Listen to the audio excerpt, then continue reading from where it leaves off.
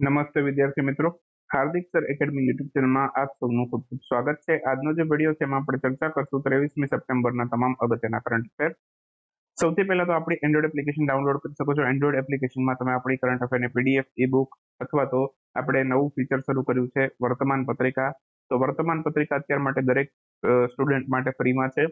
તો આખા દિવસના કરંટ અફેર છે એ લગભગ 2 થી 3 પેજની અંદર તમને સેટ કરીને આપીએ છીએ, જેની તમે ડાઉનલોડ પણ કરી શકો છો ઇન્ટરનલ સ્ટોરેજની અંદર અને એની પ્રિન્ટઆઉટ પણ કાઢી શકો છો, બરાબર।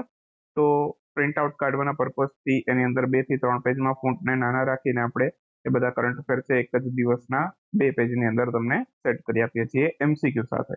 ઓકે, તો ડાઉનલોડ કરવા માટે તમારે શું કરવાનું, પહેલા તો આપણી એન્ડ્રોઇડ એપ્લિકેશન ઇન્સ્ટોલ કરવી પડશે।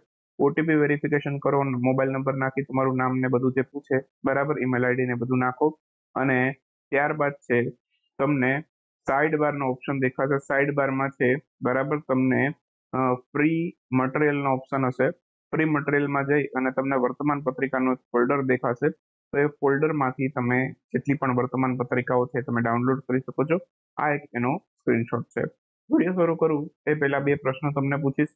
ક્વેશ્ચનનો આન્સર કોમેન્ટમાં એટેમ્પ કરવાનો પ્રયાસ કરવાનો છે। સુલતાન અલ નયાદી અંતરિક્ષમાં સૌથી વધુ સમય સુધી રહેનાર પહેલા અરબી વ્યક્તિ બન્યા છે, તે કયા દેશના છે?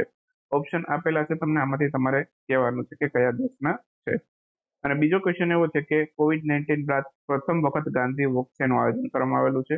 એકચ્યુઅલમાં આનું 35મું સંસ્કરણ હતું, પણ COVID-19 બાદ છે સૌથી પહેલી વખત આયોજન થયું છે, બરાબર।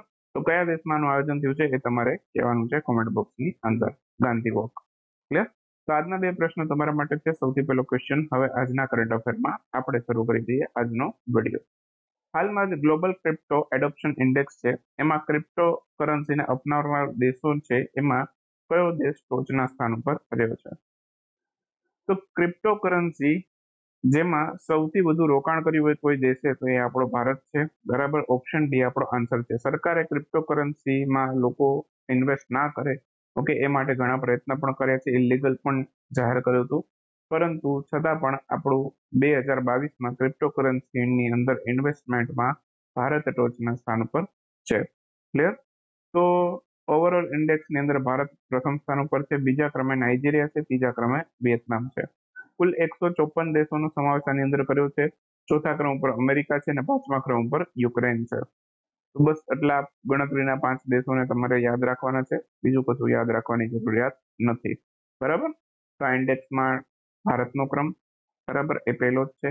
પછી ટોચના 5 દેશો છે એને યાદ રાખવાનો, ટોટલ 154 દેશો છે, બસ, બીજું કશું આમાં યાદ રાખવાનું નથી। સ્પેનિશ લીગ લા લીગા આ એકચ્યુઅલમાં નામ છે ફૂટબોલ ક્લબનું। તો સ્પેનિશ ફૂટબોલ ક્લબ છે લા લીગા, એ ભારતમાં કયા રાજ્યમાં પોતાની ફૂટબોલ એકેડમીની સ્થાપના કરશે? ભારતની અંદર ભારતના લોકો છે, બરાબર, ફૂટબોલની અંદર પોતાના કૌશલ્યમાં વધારો કરે એ માટે એક ફૂટબોલ એકેડમી છે એની સ્થાપના કરવામાં આવશે ભારતની અંદર। એ ક્યાં કરવામાં આવશે? તો કે પશ્ચિમ બંગાળની અંદર। તો ઓપ્શન ડી આપણો આન્સર થશે। તો સ્પેનિશ લીગ છે લા લીગા એ ભારતમાં પોતાની ફૂટબોલ એકેડમીની સ્થાપના કરશે, ભારતના લોકોને ફૂટબોલમાં ટ્રેનિંગ આપશે અને પશ્ચિમ બંગાળ રાજ્યની અંદર આ સૌથી પહેલી ભારતમાં ફૂટબોલ એકેડમીની સ્થાપના થશે, જે સ્પેનિશ લીગ લા લીગા કરશે, ક્લિયર? લા લીગા છે એ સ્પેનિશ ફૂટબોલ ટીમનું એક નામ છે, બરાબર। સ્થાપના લા લીગાની 1929માં થઈ હતી। 1929 પહેલા છે, બરાબર, એ પ્રાઇમેરા ડિવિઝનના નામથી ઓળખાતી હતી, પરંતુ 1929 પછીથી એનું નામ પડી ગયું લા લીગા અને આ સ્પેનિશ ફૂટબોલ ટીમ છે, બરાબર। બાકી ફૂટબોલની થોડીક ટુર્નામેન્ટો યાદ રાખી લઈએ। સંતોષ ટ્રોફી, ઓકે, 2023ની સંતોષ ટ્રોફી ફૂટબોલ ટુર્નામેન્ટ છે, એનું ટાઇટલ કર્ણાટકે જીત્યું, ફાઇનલમાં મેઘાલયને હરાવ્યું હતું। પછી ડુરન્ડ કપ છે એ પણ ફૂટબોલની સૌથી જૂની ભારતની ટુર્નામેન્ટ હોય તે ડુરન્ડ કપ છે। 1888માં આની શરૂઆત થઈ હતી અને આનું ટાઇટલ છે હાલમાં જ મોહન બાગાને જીતી લીધું છે। બસ એટલા પોઈન્ટ યાદ રાખીશું। હાલમાં જ international day of sine languages આની ઉજવણી ક્યારે કરવામાં આવી હતી? International day of sine languages આ આજે છે 23મી સપ્ટેમ્બરે, તો આન્સર આવશે 23 સપ્ટેમ્બર। ઓપ્શન એ આપણો આન્સર થશે। તો હાલમાં જ ઇન્ટરનેશનલ ડે ઓફ સાઇન લેંગ્વેજીસની ઉજવણી છે 23 સપ્ટેમ્બરના રોજ કરવામાં આવી છે। વર્ષ 2018 થી દર વર્ષે આ દિવસની ઉજવણી કરવામાં આવે છે। તો 2018 સૌથી પહેલી વખત ઉજવાયેલો હતો। દર વર્ષે 23 સપ્ટેમ્બરે ઉજવાય છે। સંયુક્ત રાષ્ટ્ર આ દિવસ ઉજવે છે અને આ વખતની થીમ શું છે? સાઇન લેંગ્વેજીસ યુનાઇટ અસ। સાઇન લેંગ્વેજીસ યુનાઇટ અસ, તો આ એની થીમ છે। સંયુક્ત રાષ્ટ્રની વેબસાઇટમાં જ આ થીમ છે। હાલમાં જ કયા રાજ્યના ચોકવા રાઈસ અથવા તો ચોકવા ચાવલ અથવા તો ચોખા છે કે જેને જે ટેગ મળ્યો છે, કયા રાજ્યના છે? તો આ આસામ રાજ્યના છે ચોકવા ચાવલ। ઓકે, એને જે ટેગ મળ્યો છે, તો ઓપ્શન બી આપણો આન્સર થશે। હાલમાં જ આસામ રાજ્યના ચોકવા ચાવલને જે ટેગ મળ્યો છે। આને કોમલ રાઈસ પણ કહેવાય છે અથવા તો મેજિકલ રાઈસ પણ કહેવાય છે। તો કોમલ ચાવલ અથવા તો મેજિકલ રાઈસના નામથી ઓળખાય છે ચોકવા રાઈસ। ઓકે, આસામ રાજ્યના છે અને બ્રહ્મપુત્રા નદીના કિનારે આનું વાવેતર કરવામાં આવે છે અને એની જે ગુણવત્તા છે એ બીજા કોઈ પણ રાઈસની અંદર જોવા નથી મળતી, તો ધેટ્સ વાય એને અત્યારે જે ટેગ મળ્યો છે। બરાબર, આ રાઈસનું સેવન છે અહોમ સામ્રાજ્ય છે એના સેનાપતિઓ આનું રાઈસનું સેવન કરતા હતા। ઓકે, તો એ પણ એક આનો જ્યોગ્રાફિકલ ઇન્ડિકેશનનો એનો મહત્વનો મુદ્દો છે। બરાબર, તો પ્રાચીન સમયથી આ રાઈસ થાય છે અને હાલની તારીખમાં પણ આપણને જોવા મળે છે।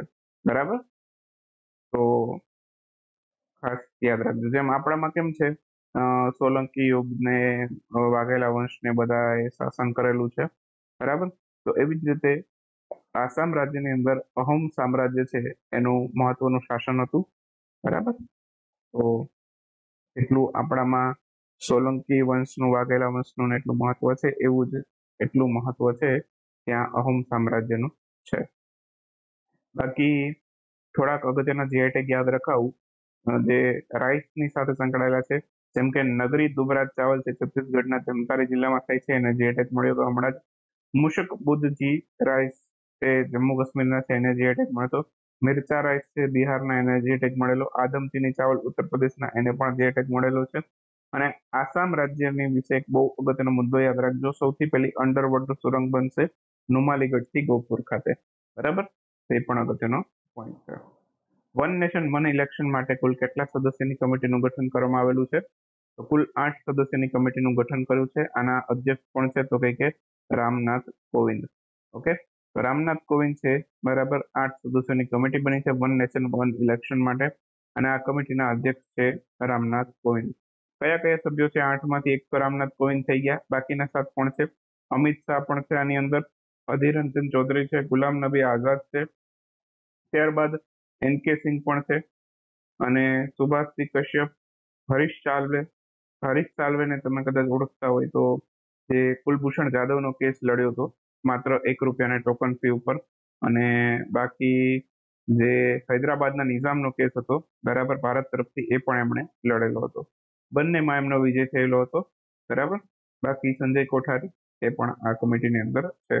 તો ખૂબ સારા સારા વ્યક્તિઓ આ કમિટીની અંદર છે અને જો વન નેશન વન ઇલેક્શન આવી જાય, બરાબર, તો જે અલગ અલગ સમય ઉપર વિધાનસભાની ચૂંટણીઓ થાય છે, બરાબર, એની જગ્યાએ એક જ સમયે ઇલેક્શન કરવામાં આવશે, જેનાથી ચૂંટણી પાછળ જે ખર્ચ થાય છે એની અંદર ઘટાડો કરી શકાશે। બરાબર, તો મેઇન હેતુ એ જ છે, ચૂંટણી પાછળ ઘણો બધો ખર્ચો થતો હોય છે, તો એ એક જ સમયે એ ખર્ચો થશે। હાલમાં જ કઈ કંપની છે એને high resolution aerial drone based synthetic aperture radar system છે વિકસિત કરનાર ભારતની સૌથી પહેલી કંપની બની છે? તો કઈ કંપની છે કે જેણે વિકસિત કર્યું છે? તો ગેલેક્સ આઈ નામની કંપની છે કે જેણે આ વિકસિત કર્યું છે high resolution aerial drone base synthetic aperture radar. તો ભારતની સૌથી પહેલી કંપની બની છે કે જેણે આ વિકસિત કર્યું છે ગેલેક્સ આઈ। ગેલેક્સ આઈ કંપનીનું નામ યાદ રાખશું। આની અંદર સિન્થેટિક એપર્ચર રડાર ટેકનોલોજી જે છે એ કોણે વિકસિત કરી છે? એ ઇસરો અને ડીઆરડીઓ બંને મળીને કરી છે। ઓકે, અને ઇસરો છે, ઓકે, એનું મુખ્ય મથક કર્ણાટકના બેંગ્લોરમાં છે, ડીઆરડીઓ નું મુખ્ય મથક છે, બરાબર, એ નવી દિલ્હીમાં આવેલું છે। તો બંને વિશે એટલા પોઈન્ટ યાદ રાખશું। ઇસરોની સ્થાપના 1969માં થઈ હતી, બરાબર, 15 ઓગસ્ટે। ડીઆરડીઓ છે એની સ્થાપના ક્યારે થઈ? 1958। બસ બે અગત્યના મુદ્દા છે, યાદ રાખીશું। ડીઆરડીઓ ના અધ્યક્ષ કોણ છે? સમીર વી કામત છે, બરાબર, અને અહીંયા કોણ છે? એસ સોમનાથ, ઇસરોમાં છે એસ સોમનાથ। બાકી આ જે ટેકનોલોજી છે એની મદદથી ડ્રોન છે એ ખરાબ મોશનમાં પણ હાઈ રિઝોલ્યુશન વાળી ઇમેજ છે કેપ્ચર કરવા માટે સક્ષમ રહેશે.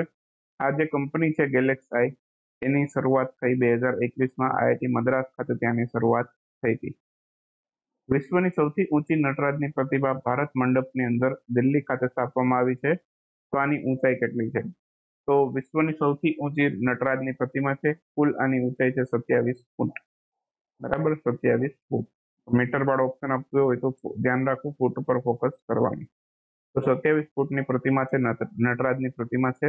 એકચ્યુઅલમાં નટરાજની પ્રતિમા છે એ ચોલ વંશનું પ્રતીક છે, ચોલ વંશનું પ્રતીક માનવામાં આવે છે. ચોલ વંશના શાસકો છે અને નટરાજની પ્રતિમાને ખૂબ પસંદ કરતા હતા.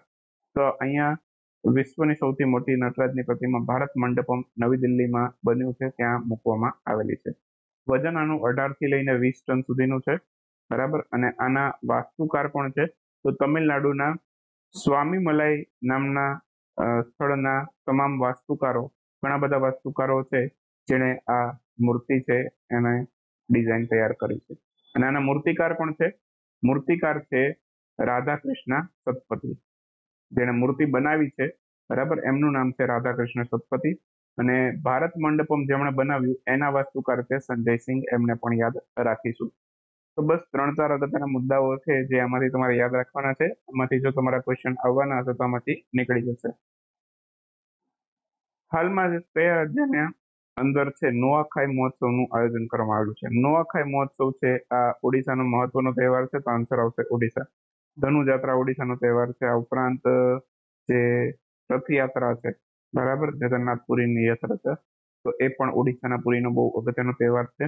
અને આ નોઆખાઈ મહોત્સવ છે, બરાબર, એ પણ ઓડિશાનો અગત્યનો તહેવાર છે. તો ઓડિશાના પશ્ચિમ જિલ્લાઓ છે ત્યાં આ તહેવાર ખાસ કરીને ઉજવાય છે. કયા કયા જિલ્લાઓ છે યાદ રાખવાની જરૂરિયાત નથી. તહેવાર શું છે એનું મહત્વ સમજીએ. તો આ સૌથી પહેલી જે ઉપજ બને ખેતરની અંદર પાકની, બરાબર, તો એ ઉપજ છે અધિષ્ઠાત્રી દેવી છે, બરાબર, જેને અને દેવી કલેશ્વરી, આ બંનેને એની પહેલી ઉપજ છે એ ચડાવવામાં આવે છે. બરાબર, ખેતરનો પાકની પહેલી ઉપજ છે, બરાબર, એ આ દેવીને ચડાવવામાં આવે છે. અને આ તહેવાર છે દર વર્ષે ક્યારે ઉજવાય છે? તો કે ભાદરવા સુદ પાંચમના દિવસે આ તહેવાર છે, બરાબર, એની ઉજવણી કરવામાં આવશે. ઇન શોર્ટ તમે એવું યાદ રાખી શકો કે જ્યારે ગણેશ ચતુર્થી આવે એના એક દિવસ પછી ભાદરવા સુદ પાંચમના, બરાબર. બાકી ઓડિશા રાજ્યની અંદર આ જે નુઆખાઈ મહોત્સવ છે એનો અર્થ શું થાય? નુવાનો અર્થ થાય નવું, ખાઈનો અર્થ થાય ખાવું. તો નવું સ્વાદિષ્ટ ભોજન છે, બરાબર, નવી ઉપજનું સ્વાદિષ્ટ ભોજન બનાવીને ખાવાનો આ તહેવાર છે, બરાબર. તો એને ખાસ આપણે યાદ રાખવું. ઓડિશા રાજ્યનો તહેવાર છે નુઆખાઈ મહોત્સવ. હાલમાં જ કયા રાજ્યના અત્રેયાપુરમ પુથારેકુલુ મીઠાઈ છે એને જીઆઈ ટેગ આપવામાં છે? અત્રેયાપુરમ પુથારેકુલુ આ એક મીઠાઈ છે અને આ મીઠાઈ આંધ્રપ્રદેશની છે, જેને હમણાં જ જીઆઈ ટેગ મળ્યો છે. ઓપ્શન સી આપણો આન્સર થશે. હાલમાં જ આંધ્રપ્રદેશની આ મીઠાઈ છે કે જેને જીઆઈ ટેગ મળ્યો છે. આ મીઠાઈને પેપર સ્વીટના નામથી પણ ઓળખવામાં આવે છે. તો અહીં તમે જોવો છો આ જે ડ્રાય ફ્રૂટની આખી જે મીઠાઈ બને છે એ છે, બરાબર. બાકી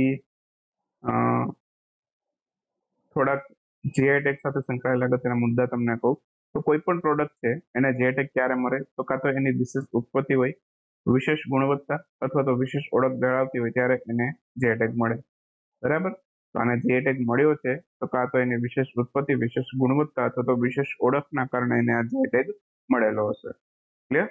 બાકી કેવા પ્રોડક્ટને જીઆઈ ટેગ આપી શકાય? તો કાં તો એક કૃષિ ઉત્પાદ હોય તો એને જીઆઈ ટેગ મળી શકે. ખાદ્ય સામગ્રી હોય તો આને ખાદ્ય સામગ્રીની અંદર કેટેગરીમાં એને જીઆઈ ટેગ મળી શકે. હસ્તશિલ્પને મળી શકે, મેન્યુફેક્ચરિંગ પ્રોડક્ટને પણ મળી શકે. હવે જીઆઈ ટેગ મળે પછી કેટલા વર્ષ સુધી માન્ય હોય એવો ક્વેશ્ચન પૂછે તો 10 વર્ષ સુધી માન્ય રહે. સૌથી પહેલો જીઆઈ ટેગ પ્રોડક્ટ મળ્યો દાર્જિલિંગની ચાને મળ્યો 2004માં. ઓકે. અને geographical indication of goods act આ આવ્યો 1999માં, અમલ થયો 2003માં. આનું સ્લોગન છે અતુલ્ય ભારત કી અમૂલ્ય નિધિ. જીઆઈ ટેગનું સ્લોગન છે. ક્લિયર? સૌથી વધારે જીઆઈ ટેગ મળ્યા હોય તે તમિલનાડુની પ્રોડક્ટને મળ્યા છે. તમિલનાડુ રાજ્યના પ્રોડક્ટને સૌથી વધારે જીઆઈ ટેગ મળ્યા છે. લગભગ 58 પ્રોડક્ટ છે કે જેને જીઆઈ ટેગ મળ્યા છે અત્યાર સુધીમાં. થોડાક ક્વેશ્ચન જોઈ લઈએ આજના વિડીયોમાં. સૌથી પહેલો ક્વેશ્ચન છે, હાલમાં જ મોટો જીપી ભારત માટે ટાઇટલ સ્પોન્સર તરીકે કઈ કંપનીને પસંદ કર્યું છે? તો ઇન્ડિયન ઓઇલ છે એને મોટો જીપી ભારત માટે એને ટાઇટલ સ્પોન્સર તરીકે પસંદ કરવામાં આવ્યું છે, ઇન્ડિયન ઓઇલ કોર્પોરેશન. બરાબર, એકચ્યુઅલમાં ઇન્ડિયન ઓઇલ નહીં, હા ઇન્ડિયન ઓઇલને પસંદ કર્યું છે, ઇન્ડિયન ઓઇલને. ક્લિયર? ઇન્ડિયન ઓઇલને જ પસંદ કર્યું છે અને ભારતમાં સૌથી પહેલી વખત છે આ મોટો જીપી રેસ છે એનું આયોજન કરવામાં આવ્યું છે. ચલો, એના પછીનો ક્વેશ્ચન છે, હાલમાં જ ભારતની કઈ આઈઆઈટીના શોધકર્તાઓ છે કે જેને ફેક્ટરીમાં ચાના ઉત્પાદના કચરા છે એને ફાર્મા ઉત્પાદમાં પરિવર્તન કરેલ છે? તો ફેક્ટરીની અંદર જે ચાના ઉત્પાદનો જે કચરો હોય છે એને ફાર્મા ઉત્પાદની અંદર પરિવર્તન કર્યું છે આઈઆઈટી ગુવાહાટીના વૈજ્ઞાનિકોએ. તો આન્સર આવશે આઈઆઈટી ગુવાહાટી. વિશ્વ ગુલાબ દિવસ ક્યારે ઉજવાય છે? 22 સપ્ટેમ્બરે. ગઈકાલે વિશ્વ ગુલાબ દિવસ હતો. કાર ફ્રી ડે એની ઉજવણી પણ 22 સપ્ટેમ્બરે કરવામાં આવે છે. તો ગઈકાલે કાર ફ્રી ડે અને વિશ્વ ગુલાબ દિવસ બંને ગઈકાલે ઉજવવામાં આવેલા હતા. હાલમાં જ ભારતના કયા મંત્રાલય દ્વારા રાષ્ટ્રીય પોષણ માસની ઉજવણી 1 થી 30 સપ્ટેમ્બર દરમિયાન કરવામાં આવે છે? તો 1 થી 30 સપ્ટેમ્બરે રાષ્ટ્રીય પોષણ માસ હોય છે તો ખબર છે, પણ આ ભારતનું મહિલા અને બાળ વિકાસ મંત્રાલય ઉજવે છે. આની થીમ છે સુપોષિત ભારત, સાક્ષર ભારત અને સશક્ત ભારત. તો થીમ પણ આપણે યાદ રાખીશું. તો અહીંયા આ સાથે 23મી સપ્ટેમ્બરના કરંટ અફેરને સમાપ્ત કરશું. મળશું આવતીકાલે 24મી સપ્ટેમ્બરના કરંટ અફેરમાં. ત્યાં સુધી રજા લેશું. આવજો, બાય બાય, ગુડ નાઇટ, શુભરાત્રી. Thank you for watching Star education.